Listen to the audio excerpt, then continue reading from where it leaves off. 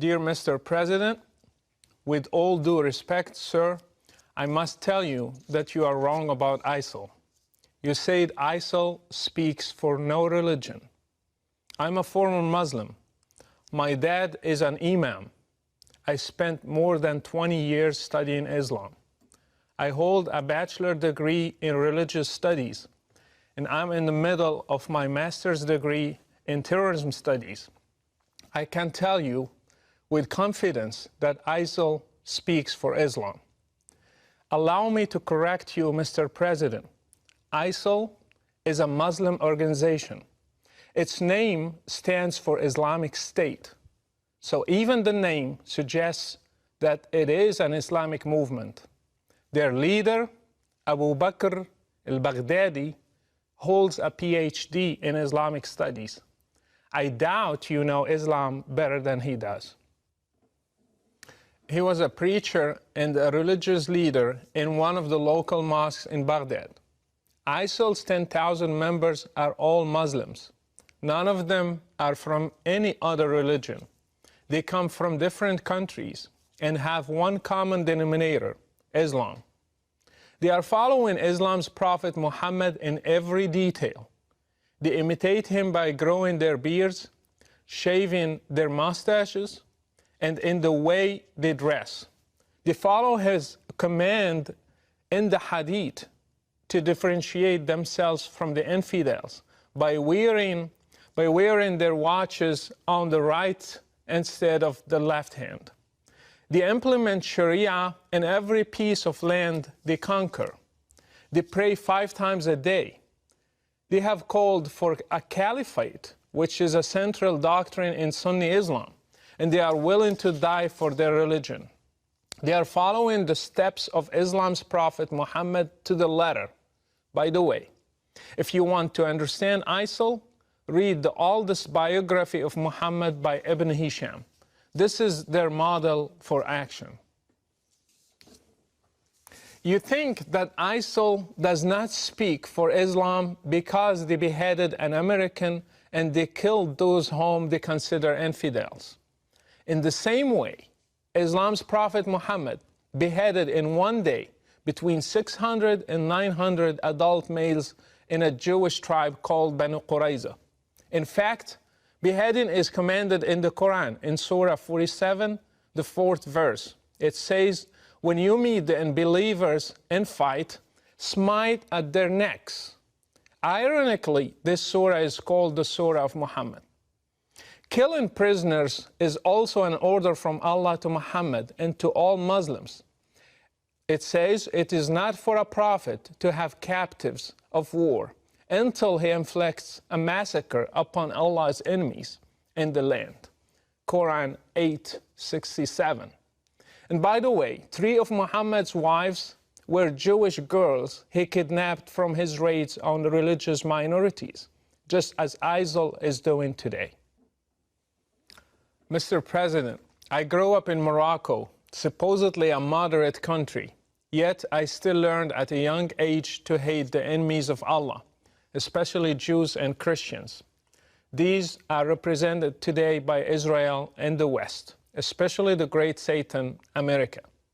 I prayed 5 times a day, repeating Al-Fatiha, the first chapter in the Quran, asking Allah to lead me not in the way of those who went astray, and those who have the wrath of Allah upon them. We all knew that it is Jews and Christians. We have been brainwashed to hate all of you in our sacred texts, in our prayers, in our Friday sermons, in our educational systems. We were ready to join any group that one day would fight you and destroy you and make Islam the religion of the whole world, as the Quran says. This is what I and millions like me have been taught. Mr. President, this is an irrevocable fact. Fortunately, when I grew up, I chose to leave Islam and became a Christian because I believe that God is love. Others also left, and still every day they are leaving Islam and choosing different paths for their lives. All of them are suffering today Because again, Islam's Prophet Muhammad said, whoever changes his religion, kill him. I left Morocco under persecution. I was fortunate. Others throughout the Muslim world do not have the same opportunity. They are paying a heavy price in different ways in order to get their freedom one day. I ask you, Mr. President, to stop being politically correct, to call things by their names. ISIL, Al-Qaeda, Boko Haram, Al-Shabaab in Somalia, the Taliban, and their sister brand names are all made in Islam. Unless the Muslim world deals with Islam and separates religion from state, we will never end this cycle.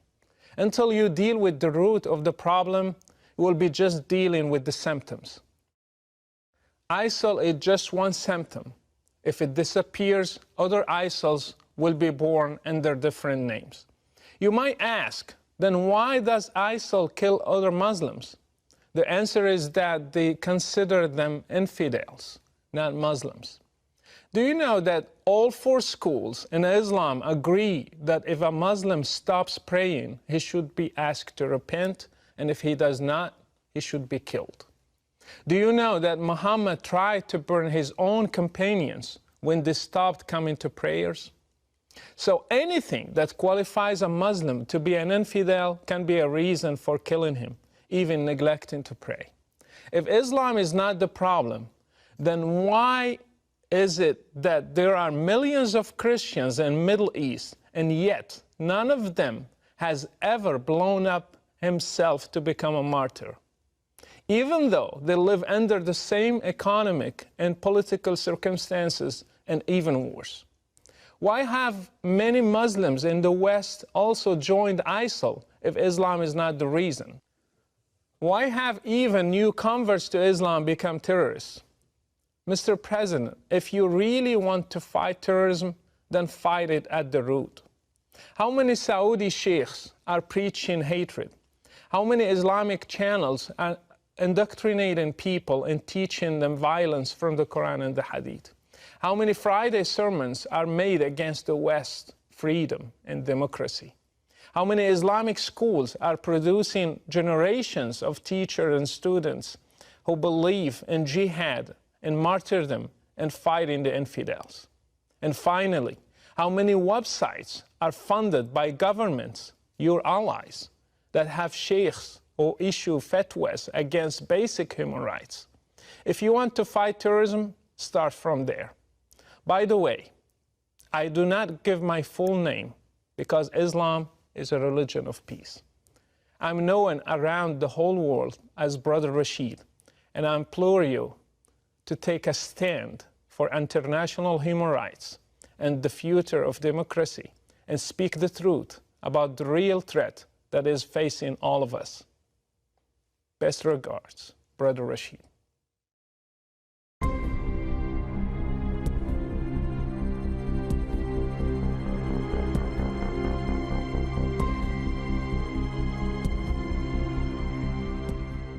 My name is Rachid.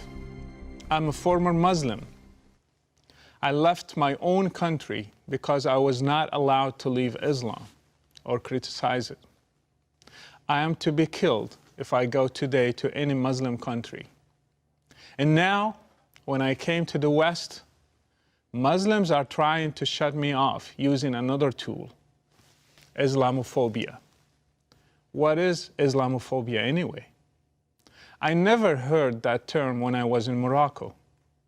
They just told me that the apostate should be killed.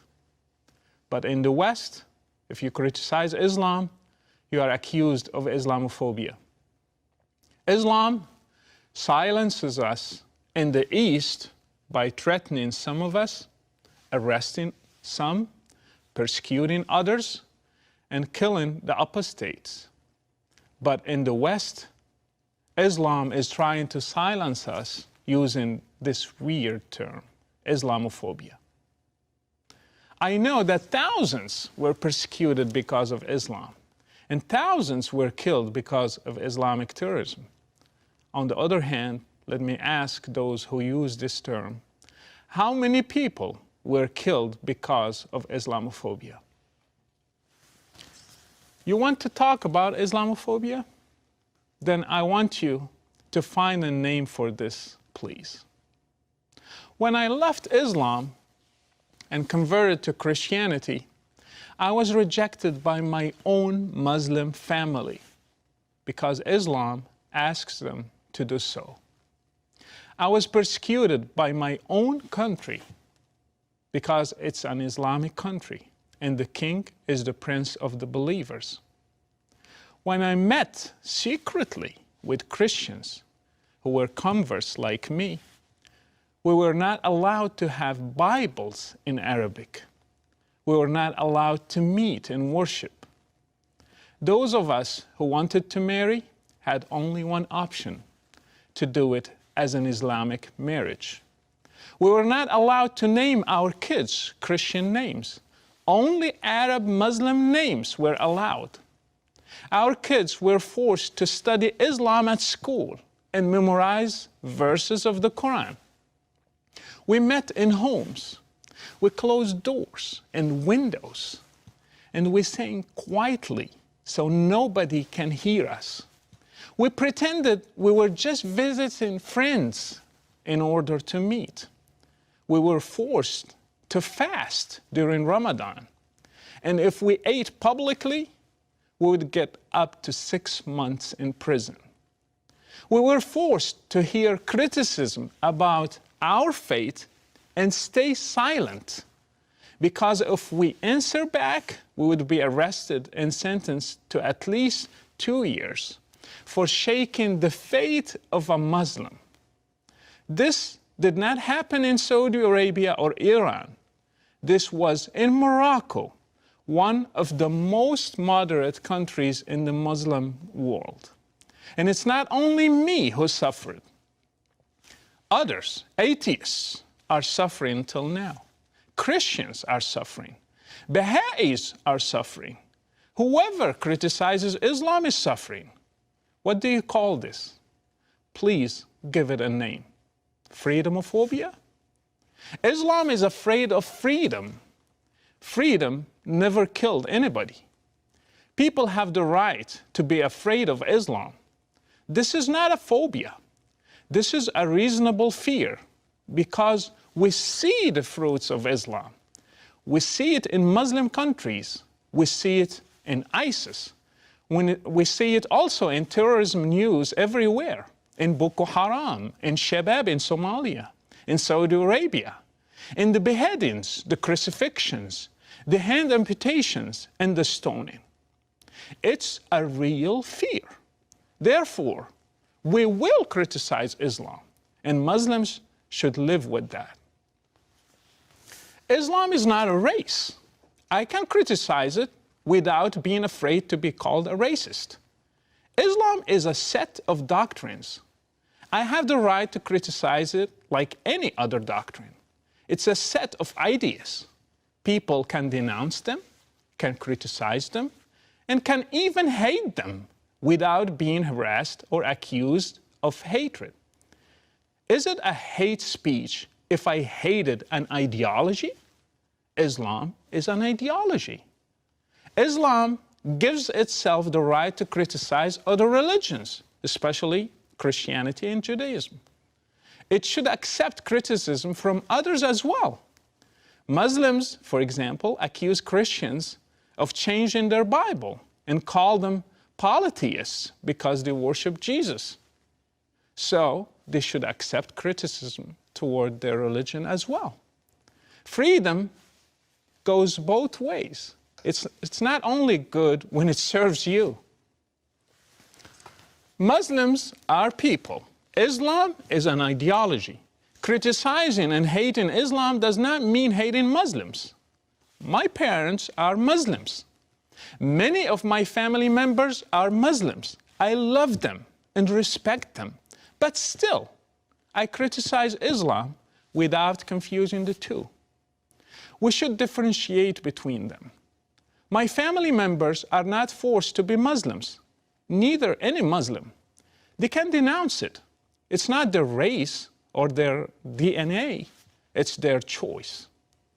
If there is a phobia, it exists in Muslim countries, which are afraid of freedom, afraid of a bunch of Christians meeting in a house to pray, afraid of people eating publicly in Ramadan, afraid of a woman uncovering her hair. Those who keep preaching to us about Islamophobia should preach it to Saudi Arabia, who is afraid of a woman driving her car and afraid of a blogger who was blogging about freedom. Terrorism committed by those Muslim jihadists is obviously linked to Islam. We should not be afraid to say it. Nobody should be afraid of criticizing Islam loudly. We should not let anybody silence us or intimidate us using labels like Islamophobia or any other labels. Stand for your freedom and for your rights.